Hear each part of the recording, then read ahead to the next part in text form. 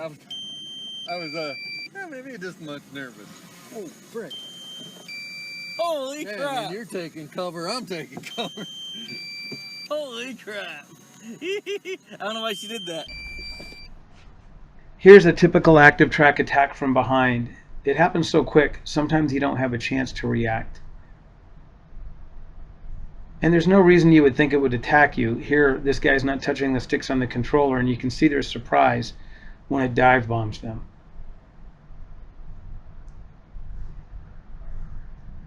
Here's an attack on a guy in a boat.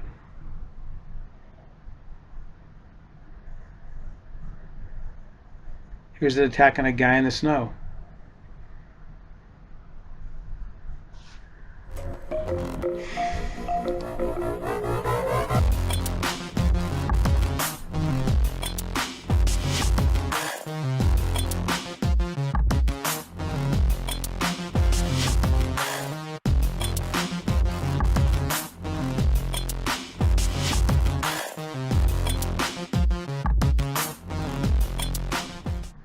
This is kind of an unusual attack, almost being a dive bomb. And you can see obstacle avoidance nor VPS kept the drone from crashing.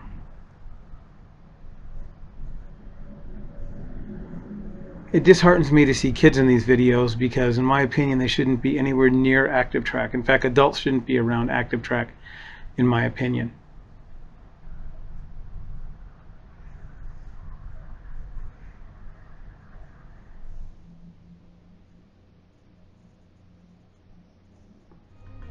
Obviously, this guy walked behind a rock, which obscured the view, or the optical recognition, which is a weakness of optical tracking.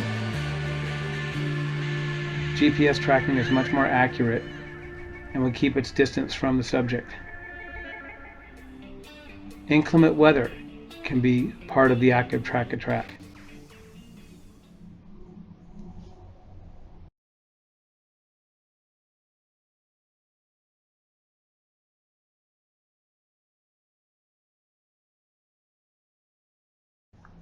You can see the distance varies greatly. And then the dive.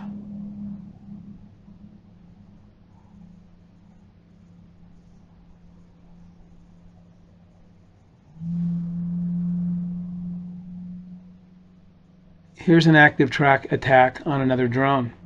Happens to be an Inspire. This guy never saw it coming. Luckily, he reacted at the last second.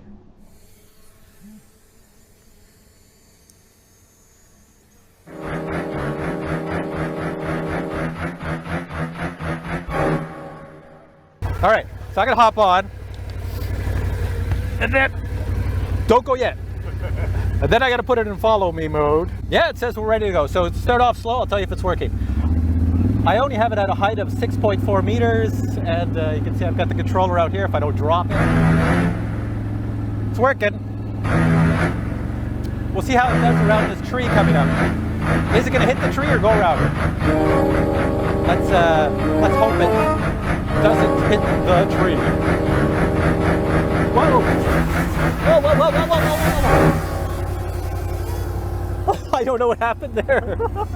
That's interesting. That wasn't supposed to happen. Hang on a sec. I'm kind of glad I had a helmet on. Yeah. Okay, that was a follow me fail. Okay, now I know why I don't have a helmet and James does. Did you see that drone almost whack into our heads? That helmet was perfect for that. This is not. This girl must have heard it and ducked.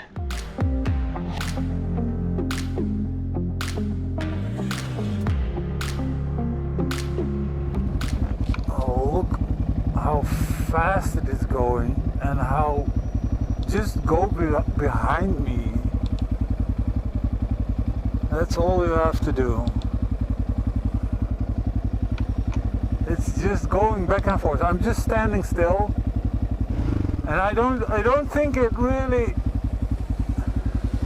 you know, what is it doing, man? Just stay behind me. Wow. Yeah, I will go home now.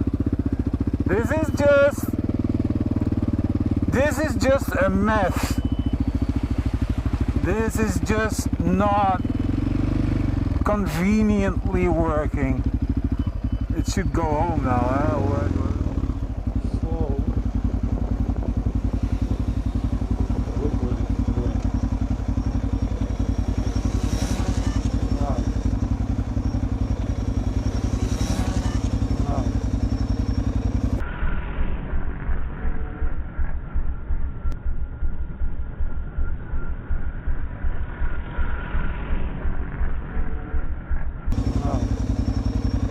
It looked like it almost hit me.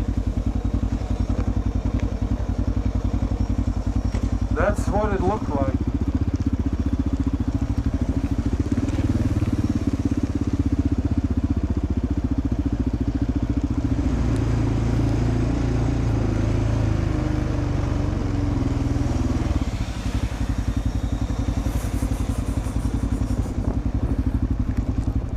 Active track on the Mavic Air is more accurate and reliable than in previous models. Profile mode allows you to track your subject in. Here's DJI promoting tracking people at close distance. Move its position to maintain a profile angle. Safety really is the most important thing. So when we design and implement our safety features, we always have as the top priority contributing to the safety of the airspace that we share.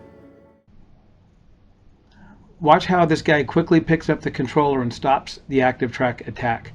There's several ways to stop the active track attack. Watch this man stop the attack on this girl. He picks up the controller. You can either hit the stick, which will stop it, or if you tap on the subject, it'll reframe. Now this is one of my videos. You can see the oscillation that it gets into before the final attack. If you don't stop the attack, you have to depend on obstacle avoidance in many cases to not strike the subject. Now here I can see the attack starting. I can see it starting to come in. So what I did was I double tapped on the Jeep on the app and watch how it stops. Bam.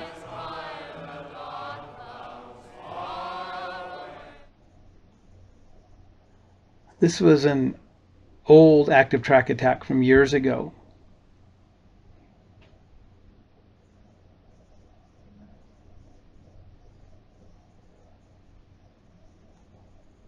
Here's another one.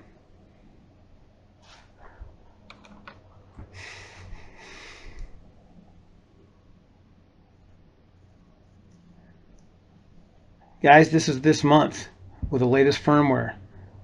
Brand new Mavic 2 zoom. You can see the driver has no clue that the drone's about to dive in. And it's this footage that actually made me produce this video. This is a brand new Active 2. This is years and years after my original complaints and request to have Active Track 2 fixed or removed. And if this is their latest firmware update, which they have acknowledged misidentifying the subject is an issue now, I can say it's not a big improvement. In fact, I think it's worse than it was before.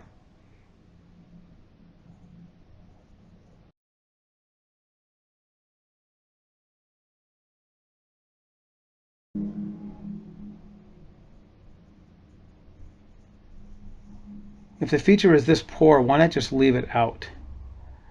This is me and my daughter. This is a Phantom 3 Pro. A couple of years ago, several years ago.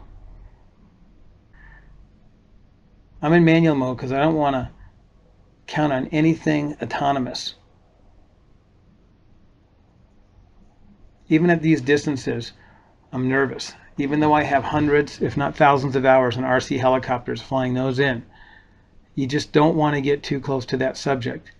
And to think that DJI would put these missiles out there that could potentially strike these kids is very disturbing. Here's my daughter giving me a flower.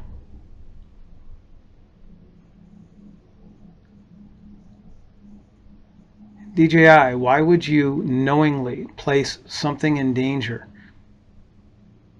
in exchange for money? That's my opinion.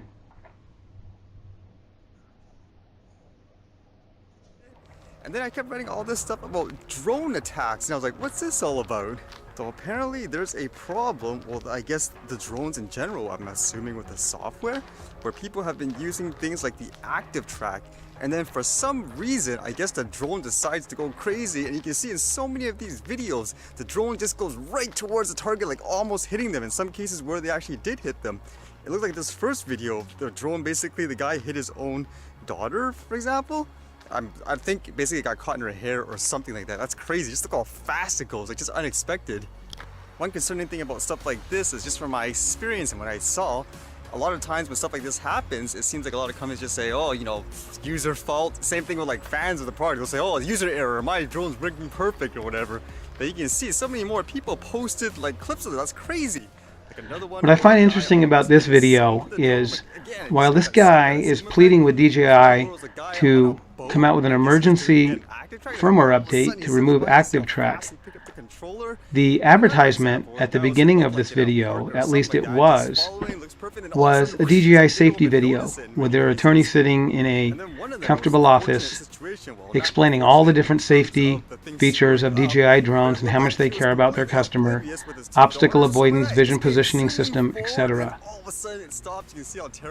And they attach that commercial to that video like a parasite. Companies take this really seriously too. They did post a reply to it. I don't know, maybe it's just a choice of wording, but it sounds kind of weird.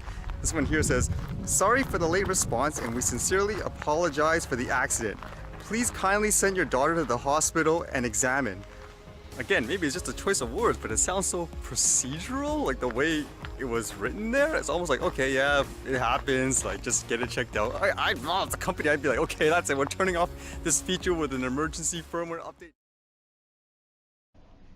I have said for years that they should remove active track from the Go 4 app. I was on RC groups for many years, 13 years. I said this, mark my words, someday somebody's going to get hurt. Immediately, DJI brought in Blade Strike, ironically. That day, I was banned as a troll from RCG, and my posts were hidden. You guys might want to pause and read what I wrote here, but these are my concerns. This is from my experience. This is unbiased, and I think DJI needs to take a look. Hi guys, it's Vegas Robbie. I don't normally do videos like this, but I think this one is warranted. In today's environment that surrounds drones, we have all sorts of concerns. The government's concerned about intelligence gathering, safety, privacy, and the last thing we need to do is have another safety concern. For years, I have identified what I believe to be an issue that has not been resolved, and I think we need to talk about it before somebody gets hurt, or if you have been hurt, I'm sorry, and let's see if we can stop anybody else from being injured. What I'm talking about is active track from DJI, active track 1 and active track 2. In fact, the inception of this video was I was going to do some follow me videos. Follow me is very important to me because I use it for business, and drones also happen to be my hobby. I have hundreds of hours, thousands of flights in follow me mode. I use the Typhoon H from Unique. I use the 3DR Solo, the Halo. Of course, I've tried the DJI drones. This is probably one of my favorite. It's the Parrot Anafi, and we'll get into it. But the bottom line is I was going to make a video about follow me drones so you guys can make your choice on which drone works best for you. Now, I've used DJI Follow since the Phantom 3. I actually have a Phantom 1. I had a Phantom 4. The Phantom 3 Professional is an excellent drone. And guys, I am not here to slam DJI in any way. I think they make excellent hardware, but I also think they have an issue and a moral dilemma that we need to talk about. The Phantom 3 Pro had what was called Follow Me. Follow Me is GPS follow. Then when the Phantom 4 came out, DJI developed what they call active track. And active track is a different kind of follow. And we're going to talk about that more in depth. One of the reasons I made this video was I did get the new Mavic 2. This is the Zoom model, and I was going to give it a shot with active track 2 to see if it was any better, and it's not. In fact, in my opinion, it's worse. I was attacked and attacked and attacked by my Mavic 2, and I really feel that this is a danger that we need to get on the table. The elephant is in the room and it needs to get out. So we're going to talk about follow me, we're going to talk about GPS follow, we're going to talk about optical follow, we're going to talk about vision positioning systems and other technologies that companies use to make follow me not only functional but safe. I feel DJI is using ActiveTrack and ActiveTrack 2 as features in their drones to sell drones. The problem is ActiveTrack and ActiveTrack 2 are not safe in my opinion. A little bit about me. I live and breathe RC. When I was 14, I got a job in a hobby shop. That was back in the 1970s. I worked in hobby shops in the 70s and 80s. I worked in Hollywood in the 1980s and early 1990s, pioneering some of the original photography platforms like gas helicopters that carried film cameras. I worked on sound sets and stages. Prior to the plug-and-play drones, I built my own drones. This one back here happens to be around 2012. It's using an APM controller. I had onboard first-person view and GPS follow. Right around this time, I retired from what I was doing, which was automotive, and I got into Jeeps. And most of you know that my videos revolve around taking videos of Jeeps in nice places, like in the desert or in the mountains. And that goes hand in hand with these follow drones. So I've been doing follow since the beginning. This is the 3DR Solo, which to me is still probably the most powerful autonomous follow drone out. I know it is maligned by many, but once you understand the technology and how this drone works, I think you would have a different level of respect for it. So I combine my drone hobby with my business, which is doing Jeep engine conversions. We take these Jeeps out on the trail, and the customer likes to see these videos from the drone of their Jeep driving around in nice places. And as drone technology has evolved, I have evolved with it. I have tried to stay on top of what the latest and greatest follow me modes are and the hardware and technology involved. So I'm semi-retired now, and this is basically my hobby channel. I'm not going to ask you to subscribe, and I'm not going to ask you to give me a thumbs up. You can if you want, but this video is more about being shared. I hope you share this video so that we can all get the word out that this is a dangerous situation in my opinion and that it needs to be resolved. But really, I think when DJI introduced the Phantom 1, then 2, then really the 3, things changed for us. Now we had a high quality, ready to fly drone. Now, while there were professional rigs and hand-built custom drones, when DJI introduced the Phantom series, I got the Phantom 1. I never got a Phantom 2, but I did get a Phantom 3. In fact, that's a Phantom 3 Professional sitting right up there. And it was an excellent drone. Now, the Phantom 3 used what's called GPS follow, and we're going to talk about 3D space right now. If we take this drone, let me put my Mavic 2 down. Now, when the Phantom 3 came out, I used it for follow. It wasn't nearly as good as the Solo or the Typhoon or others, and we're going to get into that in a little while. And again, guys, this isn't about bias, and this isn't about DJI fanboys or 3DR fanboys. This is about safety. So let's talk about 3D space and how follow works. Let's take this Cheerson CX10 as an example. So guys, my motto has always been an educated customer is a good customer. We're going to talk about what I know about these follow drones. Now, I'm not purporting to be the final authority on follow me, but I can tell you that I have thousands of flights in follow me with many different manufacturers, Unique, 3DR, DJI, Halo board, and more. I have not had the Optical Evo. It looks like a very interesting drone, but that's one I have not tested. So we're going to talk about 3D space now and how follow me works. And I think there's going to be a lot here that's going to surprise you. So let's take this Cheerson CX10. We have basically 3 axes that we're going to talk about, X, Y, and Z. Same thing as the table on a mill. It works in a 3-axis plane. This we're going to call our X. This we're going to call our Y, and this we're going to call our Z. Z being altitude. Now, when you use GPS follow, what basically happens is there's GPS on board the aircraft. At the same time, the drone knows where the controller is because the controller has GPS built into it. Now, if you don't want to carry a controller, there's what I call follow devices. This happens to be the Wizard Wand from Unique. This is the Halo Drone Puck. This is the Swell Pro Follow Ground Station, very similar to what 3DR used to run, or APM used to run in the early days. But the bottom line is now we have 2 GPS devices that are locked together. So essentially, let's just talk about X and Y. Remember, X is this way, Y is this way. So if you calibrate this follow module to this drone, in a perfect world, as this follow device moves in the X-axis, the drone is going to move in the X-axis exactly the same. Now, of course, there's going to be a little bit of lag, but the precision is within a couple of feet, I find, maybe a 9-foot box. So let's just call the safe circle about 9 feet. When you go on the Y-axis, it does the same thing. Now, we're going to talk about the Z-axis really quickly because I think it's very important. The Z-axis is altitude. Now, a lot of these drones don't have a barometer on the ground station. Now, this Halo Drone Pro does have a barometer built in along with GPS. So we have X, we have Y, and we have Z. So as this device moves in X, Y, and Z, it's almost like there is a pole between these two devices. And they're not going to get closer together, they're not going to get further apart, and they're not going to change on altitude. So as this goes up 10 feet, the drone's going to go up 10 feet. What this gives us is 3 solid signals for safety. And what I mean by that is if this drone knows that this device is 10 feet away and you move 5 feet this way, it's going to move 5 feet this way. It's not going to move 20 feet this way. Well, you say, why would you move 20 feet this way? We're going to talk about that, and that's what happens with active track. So let's put the follow module down, and we're going to take this little shotgun that belongs to my little girl, and we're going to use this as the individual that's being tracked.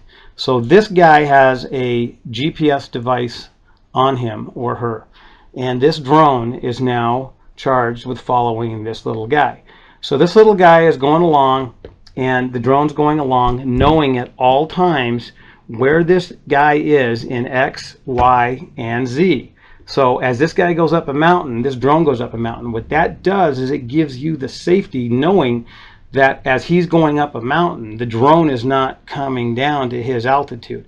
You always want to keep, remember, like there's a pole between the followed device and the drone. You want to keep that distance. If you don't do that and that drone starts wandering around, you're going to have a problem. Now, if your device, let's say you're using an iPad or some kind of a tablet that does not have a barometer, you'll lose the Z-axis control, or what I call dynamic altitude.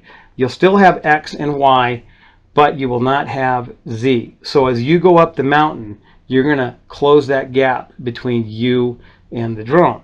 Now, this isn't so much a problem when you have XY positioning because it's going to keep that distance from you. So even if the drone does gain or loses altitude, it's going to be far away from you, so it's not going to be a risk. Now this P3P has what they call a vision positioning system. Most of the new drones have it. What vision positioning does is it looks down at the ground and it tries to hold a specific altitude AGL, or above ground level. And that's great when you're walking and you're going up a trail. The vision positioning will slowly bump the altitude up as you go up, and I do believe the newer software will allow it to go down as you go down. I think they call it terrain following. But the problem is vision positioning does not know the altitude of the drone. So as you're going up or down, vision positioning is not using you as a reference, it's using the ground as the reference. And that can be dangerous, and we're gonna show you why in a minute. So now we're going to talk about something else. We're going to talk about optical following. So what is optical follow? Well, when DJI came out with Active Track, it's kind of the holy grail of follow. They said, we don't want to have a follow device anymore because the subject has to carry this follow device. Now, this happens to be a Halo Pro drone follow device, and it is waterproof. You can go surfing and follow yourself with this. But you're not going to be doing that with a controller. Unique gives you a waterproof bag to put it in. So DJI said, let's do away with a follow device on the subject. Let's just do optical tracking. And here lies the problem. Optical tracking is like you looking at something and trying to identify exactly where its position is. And if you have really good depth perception, you might be somewhat accurate, but you're never going to be as accurate as a tape measure or a GPS device on that subject, especially when that subject is far away. So optically tracking, or offboard tracking as I call it, does away with this GPS device. Now this drone has no feedback from hardware to tell it where the subject is. This subject is now cruising along, and this drone is looking at it, just like you would look at it with your eyes. Yes, you draw a box around it, and it locks in, just like a missile locks into a target. Here's the problem. Without having real feedback from GPS, depth perception can be very poor. This device might think that this subject's moving away, and it dives in. Then the subject comes back, and it gets into what's called an oscillation. And this death oscillation that I call active track gets into can be very scary, because what ends up happening is the magnitude of this oscillation will eventually cause the drone to dive at the subject. Now, I have been subject to dozens and dozens of active track attacks, and I've learned how to get out of the attack. And we're going to talk about that a little bit later down the road. But basically, optical tracking means that there is no valid feedback from the subject to the drone to tell it where it is in 3D space. So this no longer applies. There is no dynamic altitude. As far as X and Y go, it is up to this drone software to interpret where that subject is based on optical recognition, which, as you know, what if the sun is in your eyes? What if there's a dust storm? What if you go behind a tree? You're going to lose that optical recognition, and since you have no GPS to tell this drone where that subject is, essentially what you have is a cruise missile looking for a target. Now, I'm going to talk about the Parrot Anafi here, and I've got a lot of drones, but I'm going to say something about the Parrot Anafi because I think it really has stepped up the game. Not only the Anafi, but the Bebop too. This Parrot Anafi not only has GPS positioning for X and Y, so X and Y, it has dynamic altitude, so it compensates for altitude in the Z-axis, but it also has optical recognition like DJI, and what it does is it combines these technologies so that X and Y always know where that subject is, dynamic altitude always keeps that height above the subject for safety, and optical recognition locks the camera in and keeps the subject framed in the middle. It does not rely on optical recognition to position the drone solely. It relies on X, Y, and Z positioning off a hardware-based device, and then it uses optical tracking to lock in on the subject and keep it framed. This is huge.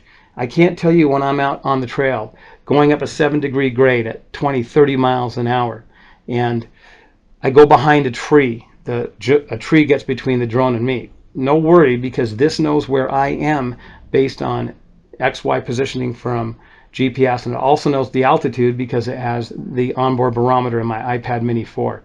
So we're going to look at the screen here, and actually a little bit later on we're going to play the video, and I'm going to give you my comments as we play the video. But we're going to look at a screen from Parrot that shows 3 different safety pre-flight checks. One is the GPS in the device, 2 is the GPS in the drone, 3 is the barometer or the dynamic altitude. Now we have this drone locked in 3D space with this device wherever it goes, and we're not reliant on optical recognition, we're not reliant on depth perception. If the sun gets in the way, if clouds get in the way, if you come next to another subject like another person, then you're not going to lose contact because this drone knows where you are based off the GPS system. This video was shot with a Parrot Anafi. We're pushing 30-mile-an-hour winds here, and Parrot got literally blown in a circle.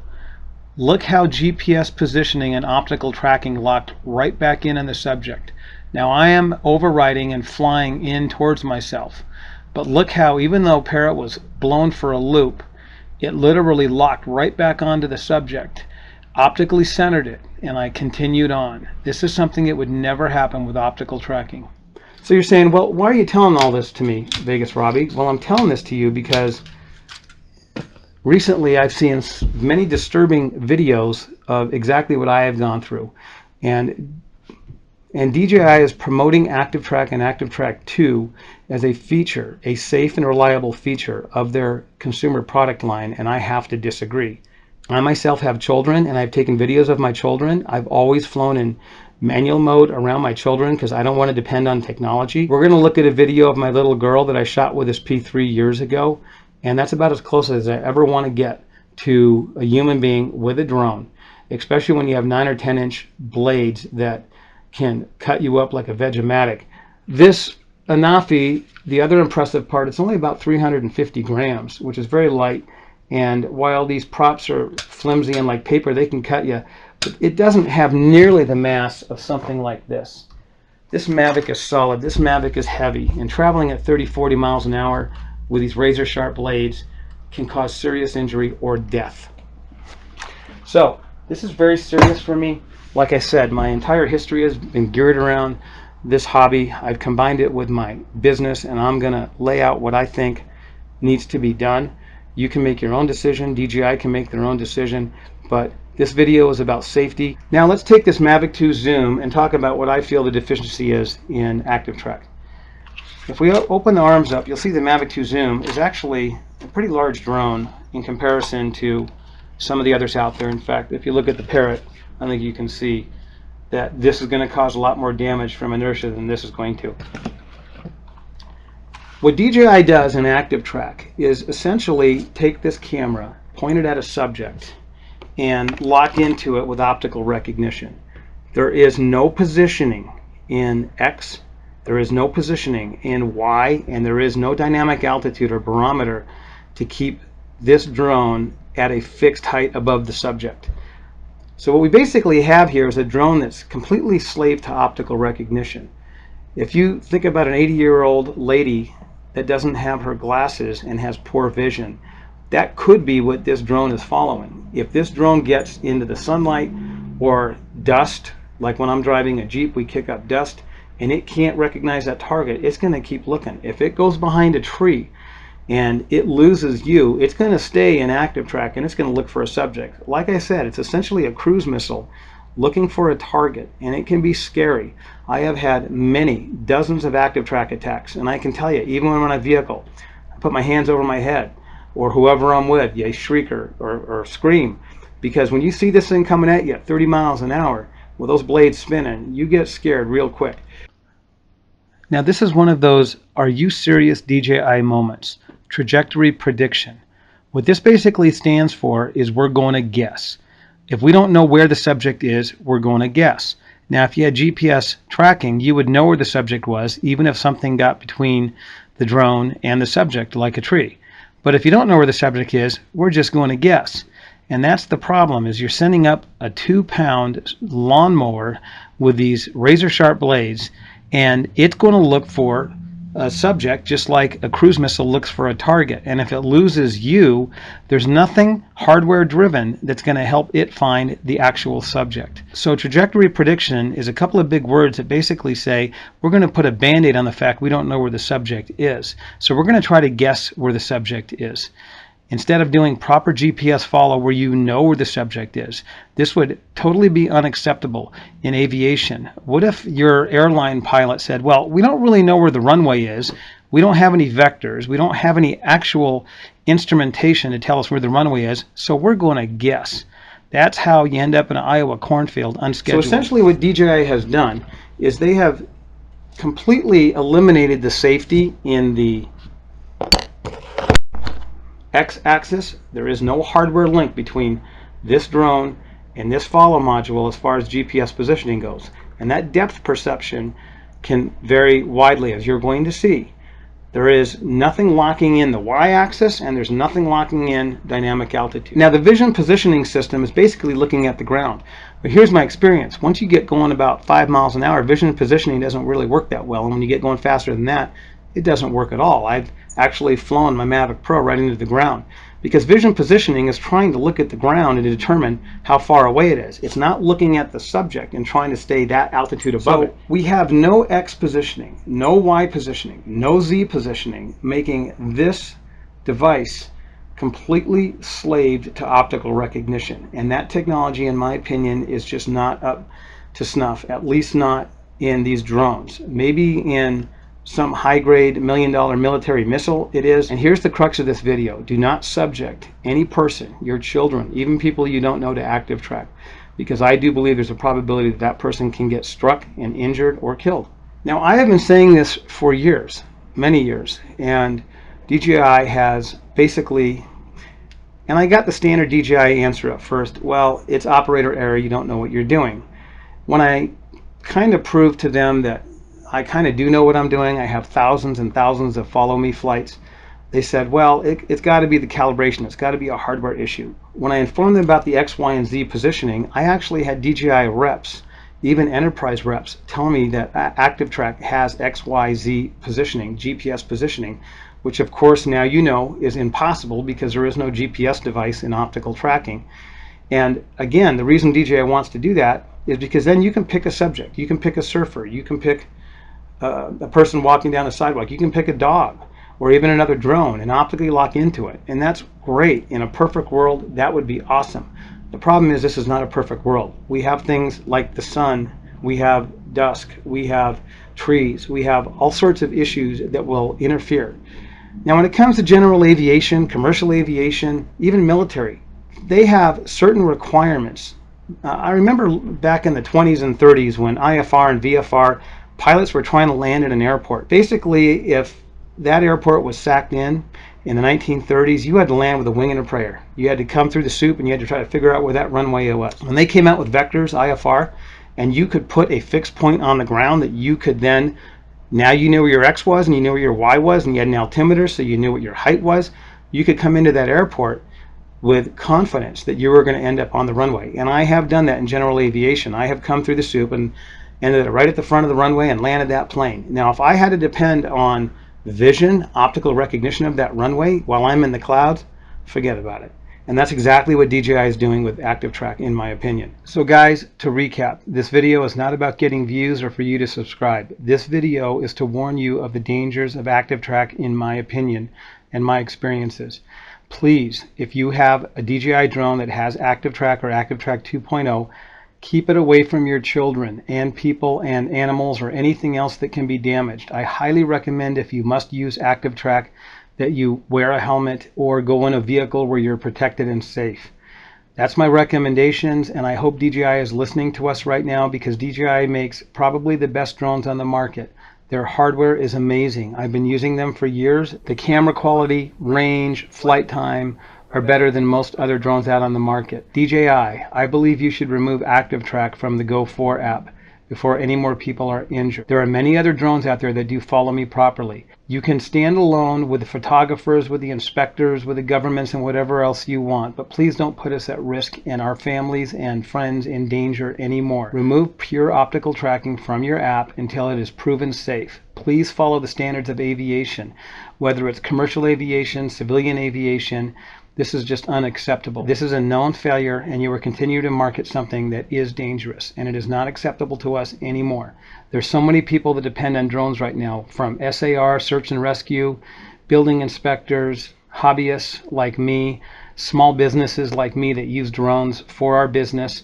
There's no reason to muddy the waters with little girls getting a headshot or some guy taking a phantom in the face. Please, let's send a message to DJI that this is not acceptable to us anymore.